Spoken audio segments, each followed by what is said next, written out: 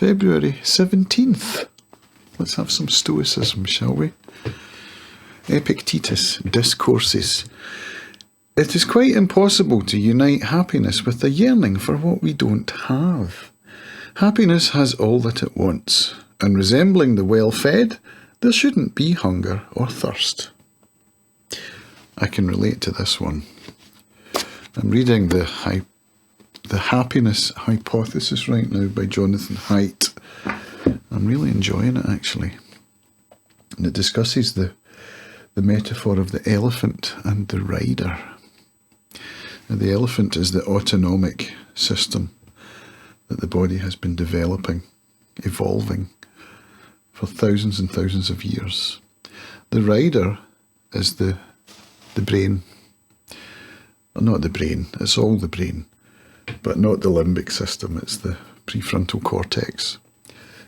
The reasoning part, the part that has speech and words. And the rider likes to feel that it's in control. But it's not.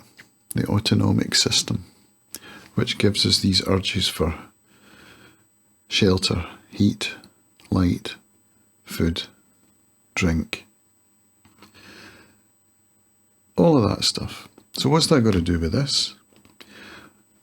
Well, the happiness hypothesis is that happiness is not something that we have to achieve certain things before we get it. Happiness is a state of mind that we can choose. The rider can choose. The rational part of us can decide through good habits, through certain acts. So for me, the creative act is the primary source. This is where I get to connect to something bigger. I never know what I'm going to say, so that's part of what makes it creative. And each time I do it, I'm practicing a little bit. I'm getting out of my own head. And I'm speaking in a way that helps me to find a centre. It puts me in a place where I'm in the present. I'm not anxious about the future. And I'm not regretting the past. I'm just sitting right here in the present moment, talking to you. And channeling something, which I feel is a very powerful act. And it helps in a very big way with, well, for me personally, and not slipping below the depression line. And I do have history with that. It's not a nice place to be. So this is one thing. Another thing is my writing habit, which you may or may not know. Something I put out every day. I write with fountain pens, which is a joyful process for me. And I put them out online because that's an accountability feature. And it helps me to feel like a writer in some sense, which is aspirational.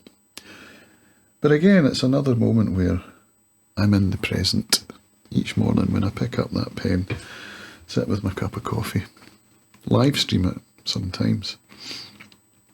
Just put myself in the moment and see what comes out. So again, it's a creative act. So these acts are helping me to find a way to happiness. Of course, happiness needs to be defined, I think, in order for one to be able to find it. But for me personally, it means fulfillment and satisfaction. It doesn't mean being joyful. I think being joyful is a state that can't be sustained, and if it were sustainable, it would probably lose a lot of its magic. I think fulfillment and happiness and a sense of being comfortable in one's own skin, a sense of purpose, meaning, these are things that bring happiness. Not a new fountain pen, although I will admit I did just order a new one.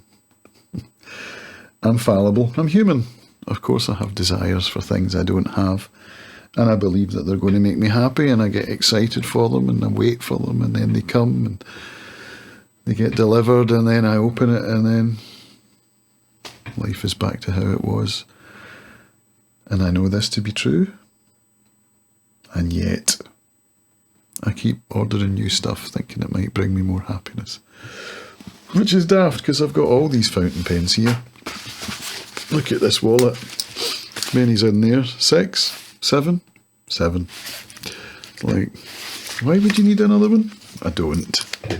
Simply put, I don't. So there we go. I got something from today's reading. I hope you did too. And if you'd like to stick around and hear what I'm going to say tomorrow, subscribe. Get notified when I go live. And let's get better together. Thanks for watching. See you tomorrow.